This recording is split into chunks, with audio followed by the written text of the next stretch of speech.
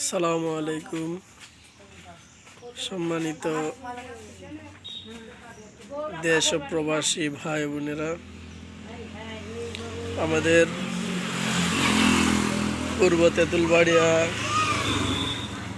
পূর্বপাড়া জামে মসজিদের সেন্টারিংয়ের কাজ ইতিমধ্যে শেষ হয়েছে।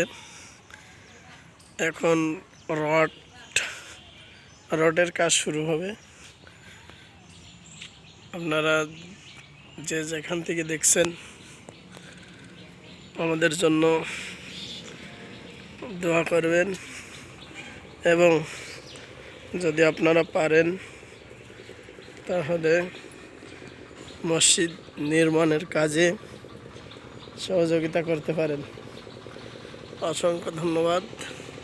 আসসালামু আলাইকুম।